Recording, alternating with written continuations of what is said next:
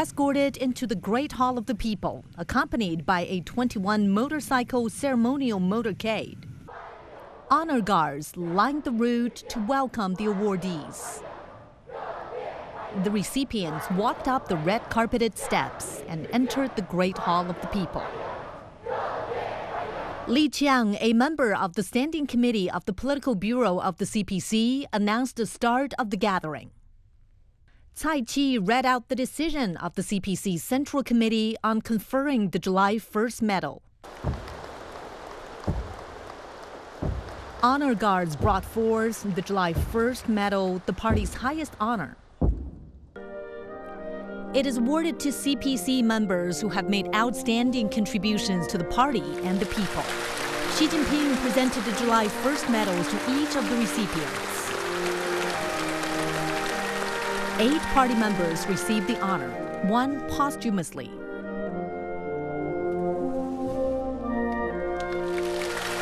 They came from different walks of life, but all have devoted decades to serving the people in their respective fields. Some have spent decades in communities, revitalizing rural areas or advancing scientific innovation.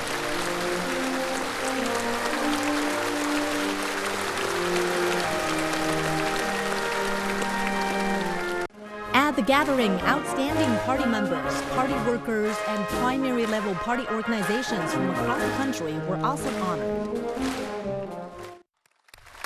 General Secretary Xi Jinping delivered a speech.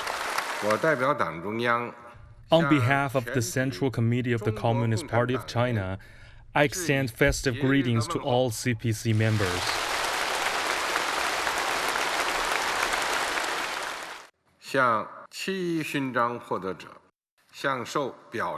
I also express congratulations to recipients of the July 1st medal and honored outstanding party members, party workers, and primary-level party organizations from across the country.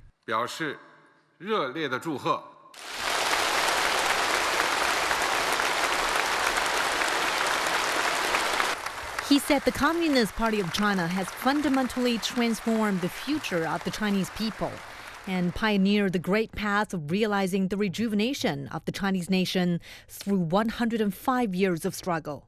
The CPC has showcased the great vitality of Marxism and deeply influenced the course of the world's history for over a century. Xi Jinping spoke about why the CPC has been able to make achievements continuously through 105 years and why history and the people have chosen it.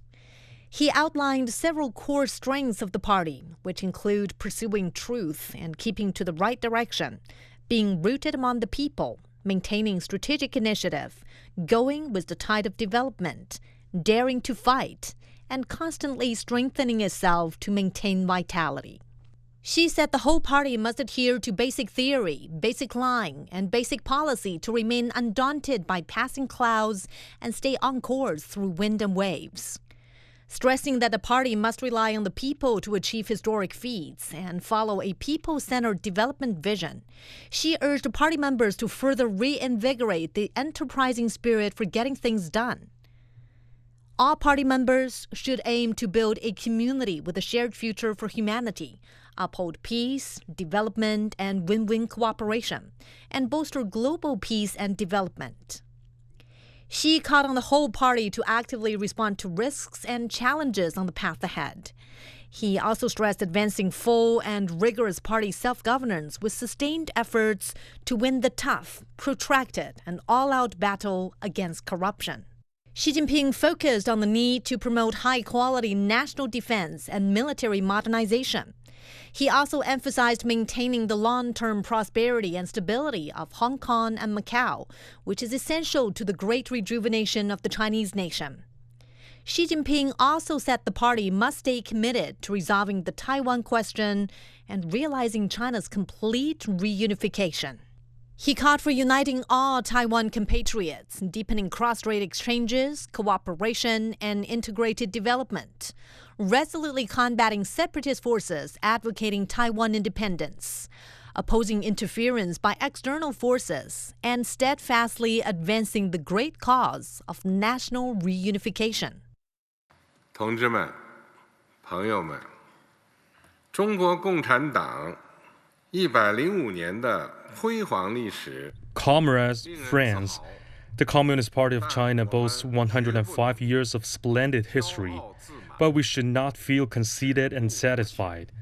By the middle of this century, we need to complete the building of a modern socialist country in all respects and achieve the second centenary goal.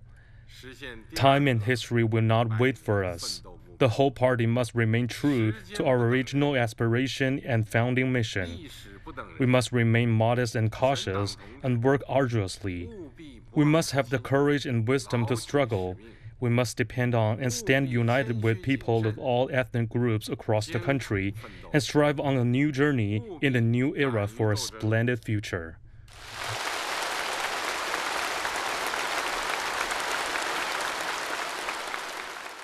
Wu Yaqin, representative of the recipients of the July 1st medal, delivered a speech. The gathering concluded with the singing of the Internationale.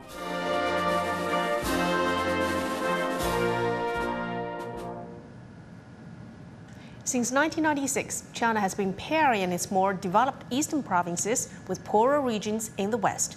The coastal province of Fujian and remote Ningxia Hui Autonomous Region were among the first pairs.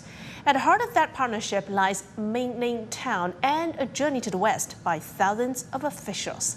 Li Huiqing is one of them. Our reporter Wang Tianyu has the story. 气候非常不适应，特别干燥，每天起来都会流鼻血。那如果我那时候走开，我觉得我心有不甘。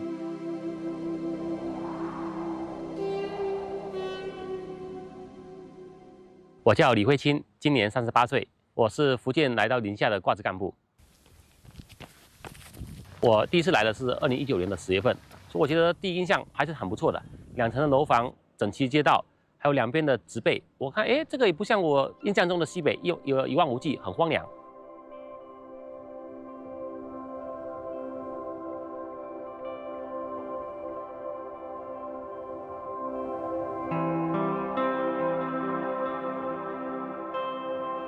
2万斤，它总共种200多个大棚，所以它日常2万斤。为了给企业做直播带货，做好物推荐，来增加一些就业岗位，然后刚好是直播了半年，发现成效慢慢显现出来了。那如果我那时候走开，我心有不甘。我想说这个事情一定要有一个后续，还是要发力，让全国老百姓来知道民政，来知道闽宁故事。所以那时候就又申请延期了1年。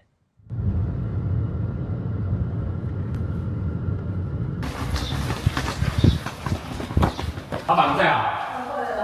上面现在有生产吗？没有。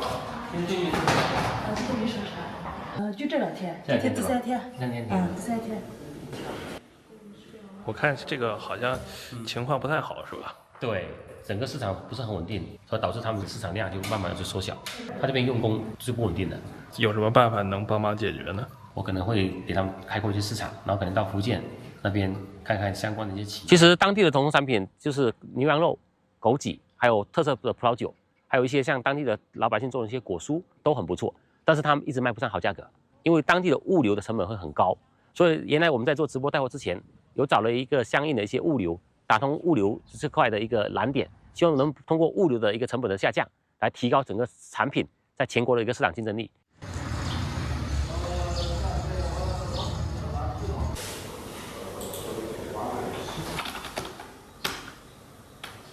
其实内心还是比较激动的，因为毕竟我是没想到3年之后还能返回到闽宁镇这个地方，这边的人啊、物啊，其实都很熟悉，所以一来我就开展相关的接待。我记得我当天中午到，我下午就开始安排接待工作了。阿佳，千万迟到，今天来到我们第62期的千万现场。今天来到我们原来是老百姓在平台看我，那我能这次通过我亲身走到老百姓家里，然后来了解百姓跟企业在这片土地上的一个变化呢？所以我想说，通过百家饭的形式，那我带上相应的一些礼品，通过聊家常的形式来聊聊他的一个思想变化，来聊聊他对闽镇的一些情感故事，来聊聊他对我们福建的一个印象。为优秀奋斗一家人点个赞。Hello， 小朋友们，6一儿童节快乐哦！所以这几年来这边5年了，我觉得最大愧疚是家庭。这几年确实陪伴也少，就通过网络形式坚持过来了。跟我跟小孩就只有通过网上的互动来聊天，来谈谈他的一个学习变化，来谈谈他最近有发生了什么，有做了哪些事情。他的分享其实给我来这边挂职就给提供了很多的动力。但是我觉得作为一个父母，亲身陪伴真的太重要了。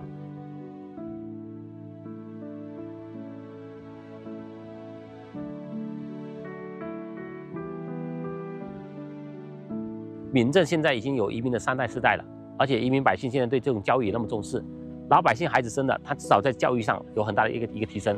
大学毕业返乡来服务家乡，来建设家乡。其实我也看到后边家乡这种人才的支撑，所以我是觉得我们园林干部是一批又一批，但是自己的家乡人他来反哺家乡建设，那我觉得这种奔头会越来越好。我们福建的闽江水，这个是宁夏的黄河水，所以其实两地我们一直讲黄河水、闽江水水水相融。武夷山、贺兰山三山相融，这个也是我们闽协作30年的一个共鸣。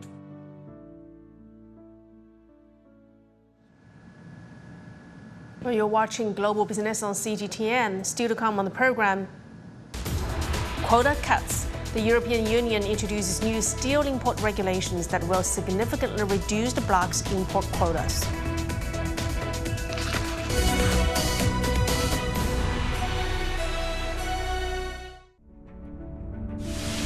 Marking a milestone that changed China and the world. 105 years since the founding of the Communist Party of China. How it began as a revolutionary movement and evolved into a ruling party that's transformed China into a thriving economic powerhouse. Adjusting course over the decades, meeting challenges, lifting hundreds of millions of people out of poverty, winning their trust and support, driving innovation at scale and working hard to lay the groundwork for the industries of the future, and guiding a modern prosperous nation at a time of rapid global change. Commemorating 105 years. Special coverage only on Cgtn.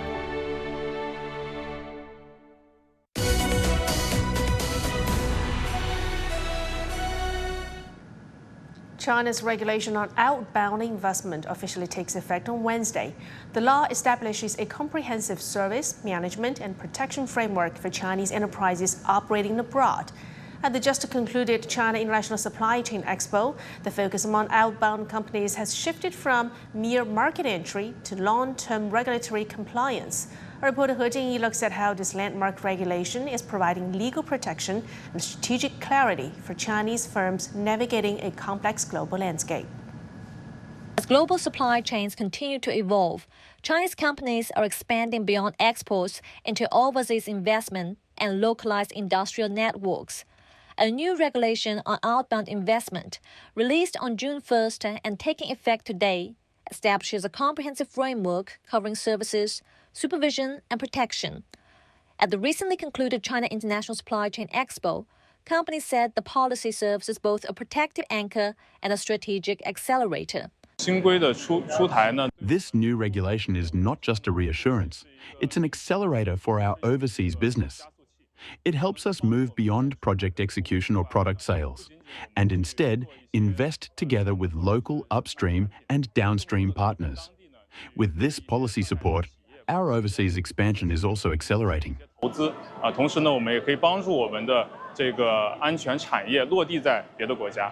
overseas expansion in the tech sector comes with heightened sensitivities. Rural YOT, founded in 2013, develops and deploys industrial IoT smart hardware systems. It is now expanding pilot projects into Thailand, Indonesia, and Malaysia. Because its devices are used to monitor critical transport networks and geological infrastructure, cross-border data security has become a key concern for local regulators. This regulation serves as a clear guideline, helping us ensure compliance and better manage cross-border data risks. Industry insiders say the new regulation not only strengthens pre-investment approval and supervision, but also extends oversight across the entire investment lifecycle. The new regulation extends compliance requirements across the entire investment lifecycle. with a strong emphasis on classified supervision of sensitive areas such as cross-border data and technology exports. It also introduces an investment barrier investigation mechanism, enabling companies to legally respond to discriminatory restrictions and better safeguard overseas assets and supply chain security. 有效维护海外资产和供应链安全。 From going global to going steady, the continuous improvement of institutional frameworks is providing clearer rules and more stable expectations for Chinese companies engaging in global industrial cooperation. He Jingyi, Cgtn Beijing. Now let's get some insights and discussions on those new rules, and we're joined by Zhou Mi, Senior Research Fellow of the Chinese Academy of International Trade and Economic Cooperation. Mr. Zhou, thank you so much for joining us on the program. So with this new regulation taking effect today, how do you think they will help to revitalize overseas investment by Chinese firms? Well, Chinese firms are very active in the recent years, even though we are seeing some of the declines globally as the cross-border investment are becoming more risky. So this kind of regulation is very helpful for those enterprises to have a better expectation about what they really have to do for the compliance, and also they need to apply for some kind of the permits from the government. And it is also an important reminder to the other governments that when they are trying to treat Chinese companies, they should try to treat them fairly, like their own companies or the companies from other countries. So this is a very systematic way for us to reiterate that we are going to protect our outward investment. And how do you think the new rules will help to create a matching service and management framework to support Chinese enterprises on the global stage? Well, in the previous times that the MOFCOM and NDRC, both ministries has published some kind of regulations to manage the outward investment. But I think that in this kind of regulations, they have combined these two regulations into one. So for the future, I would say that not only these two ministries, but also other ministries will be also involved in the related framework to help the Chinese enterprises to have a better decisions on the whole life of the outward investment, and they were going to provide current information and together with better services. So this kind of services are not just happening in China, but also, we are going to establish a better and more comprehensive supporting institutions or mechanisms in other countries, like in the host countries. And also, Chinese companies are now exporting not just products, but rather capacity, brands, technologies, and part of their supply chains abroad. So how do the new regulations will help to address their main pain points? Well, for this kind of pain points, I would say that many enterprises really need long-term decisions. They need to know about the framework. They need to know what the government, especially the motherland, like Chinese government, really want them to do. So based on this kind of principles, it's made very clear that we are supporting the enterprises to go global. So in this regard, I would think that they will get a better use of their resources and have a better allocation of their investment in other countries, like in the important countries. And that is also helpful for us to do better to support the intermediate services and some professional companies to help those outward investment to have a better treatment in the coming future. Well, thank you so much for your insights, Mr. Zhou Mi from the Chinese Academy of International Trade and Economic Cooperation. Shifting gears, the Republic of Korea is making one of its biggest bets yet on artificial intelligence. President Lee Jae-myung has unveiled a massive investment plan aimed at cementing the country's leadership in AI, while also narrowing the economic gap between capital Seoul and the rest of the country. But with AI optimism already driving the country's stock market to record highs, the question is whether that enthusiasm can translate into lasting economic growth. Cgtn's Shane Ham reports. The Republic of Korea is going all in on artificial intelligence. Standing alongside the leaders of the world's two biggest memory chip makers this week, President Lee Jae-myung unveiled what he calls a blueprint for the country's next economic leap centered on semiconductors. Backed by more than nearly $1 trillion in public and private investment over the coming years, the strategy is also meant to shift more high-tech investment into regions outside the Seoul metropolitan area. We must secure the core elements of AI faster than any other country. Semiconductors, physical AI, and AI data centers are the three pillars for a great leap forward. We need to bring them together and, with a sense of urgency, concentrate the full capacities of the government and the private sector to build a Korean-style AI ecosystem. AI has become one of the biggest drivers of the ROK's financial markets. The main bourse has rallied to record highs, mostly due to soaring demand for AI chips produced by Samsung Electronics and SK Hynix.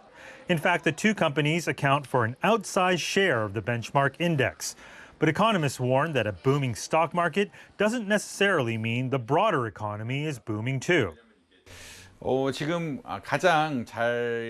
best way to describe what's happening now is K-shaped growth. The semiconductor sector is growing very rapidly, but many traditional industries like manufacturing are not. Overall, it may appear that the economy is improving, but in reality, only certain sectors are benefiting. While tech companies here have benefited from the global AI race, many households and small businesses continue to face sluggish consumption, high costs, and uneven growth. That makes this latest investment push as much about the present as the future. The ROK already has one of the world's strongest semiconductor industries, but the hope is that doubling down on AI won't just create the next generation of global tech leaders, it will also spread those benefits beyond Seoul and into other parts of the economy. Whether that happens, however, depends on more than government spending. Analysts say the industry will need to attract talent, build enough computing infrastructure, and ensure local companies remain competitive as the global AI race intensifies against rivals like China and the United States. Human capital has become one of the biggest issues in the semiconductor industry. Skilled talent is more important now than ever before. Unless the country can train more workers and encourage talent to move outside Seoul, the industry's long-term growth could face obstacles. For now, investors appear convinced that AI will power the country's next growth story. The bigger challenge will be making sure that optimism reaches far beyond the stock market. Shane Hom, Cgtn, Seoul. The world's first memory chip-focused exchange-traded fund, the Round Hill Memory ETF, also better known as DRAM, has recently included Chinese chipmaker GigaDevice in its holdings. GigaDevice's weighting increased from over 2% to around 3.2% in just a matter of days. This is the first time an A-share listed chipmaker has become one of the heavyweights in the DRAM ETF. DRAM's other core holdings include global memory chip leaders such as Samsung, Micron, SK Hynix. GigaDevice was founded in 2005 in Beijing. The company's revenue more than doubled in the first quarter from last year, surpassing 4 billion yuan or around $610 million. Analysts say Chinese chipmakers are more exposed to the global semiconductor supply chain. GigaDevice being added to a global memory chip ETF shows that Chinese semiconductor industrial chain is deeply engaged in the global supply chain. Chinese chip makers could have a larger share of the global market with capacity expected to expand. The capacity and supply from China will be able to affect memory chip prices to a larger extent. The European Union is rolling out new steel import regulations on Wednesday that will substantially lower import quotas.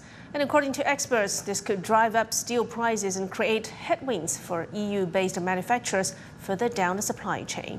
And reporter Yu Yan has more. The biggest impact on steel exporters will be the reduction of tariff-free import volumes by roughly 50% from current levels, along with the doubling of the out-of-quota duty from 25% to 50%. Turkey, the Republic of Korea, China, India and Indonesia were among the top 5 steel exporters to the continent in 2025. The main issue is the allocation. According to a temporary agreement text reached between EU institutions, the bloc plans to give most of the duty-free steel import quota to its existing and future free trade partners. Thus, for countries like China, which doesn't have free trade agreement with the EU, will get even less duty-free quotas. Why is the European Union adopting this new framework? The document published by the EU Council notes that the move aims at protecting its steel markets from what they call the negative trade-related effects of global overcapacity.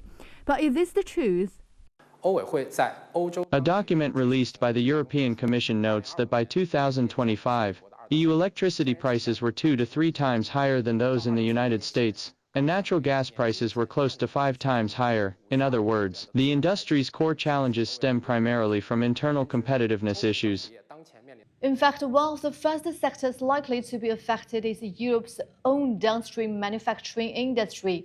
For example, the European Automobile Manufacturers Association pointed out that if import levels remain consistent with those of 2024, downstream industries could face an additional 5 billion to 9 billion euros in tariff costs annually.